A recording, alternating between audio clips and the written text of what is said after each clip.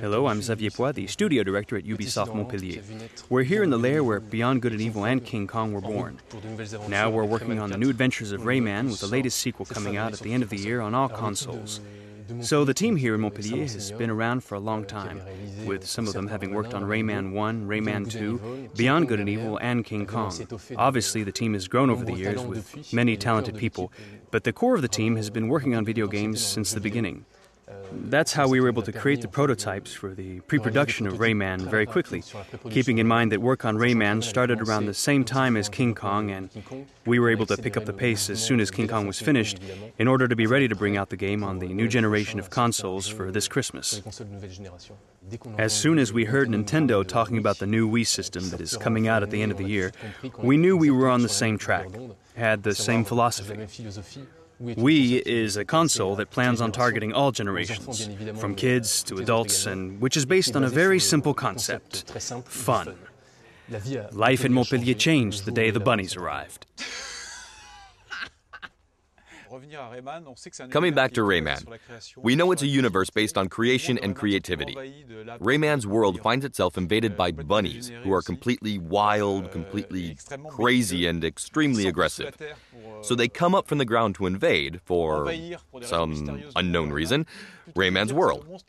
Instead of having the scariest, most horrible monsters ever, like every other monster, we find ourselves face to face with the cutest thing we've ever seen.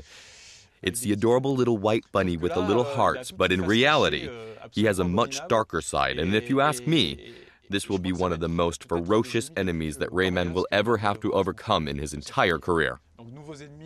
So, new enemies, new activities with the dancing aspect, but also to have the capability to climb onto the back of creatures that we summon up. Creatures that fly, that swim underwater, that climb all over the place. So the player is going to be able to do more things than ever before. With these new innovations, we have a better grasp of Rayman's world, which on previous consoles was a bit restricted. And now we'll be able to explore the same fantastic world, but with much more liberty and with the combination of action and adventure at the same time. One of the novelties of the new Nintendo gamepad is to be able to translate a movement into an action. So when you do this like this, it would become a series of rapid punches like Kung Fu. Yeah! Like that! If the player slams his two fists on the ground like this, he'll destroy the ground.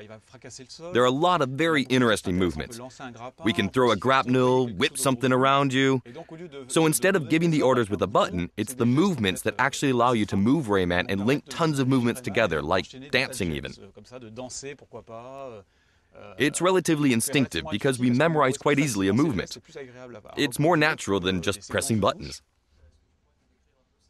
Rayman will have to surpass himself and also use different costumes.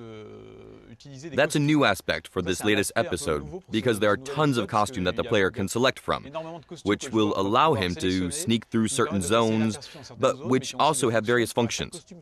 Each costume corresponds to a musical style, so the player can decide to start some hip-hop music or why not even classical music. Each musical style has a specific impact on the bunny invaders, who, with their big ears, are extremely receptive to the different kinds of music.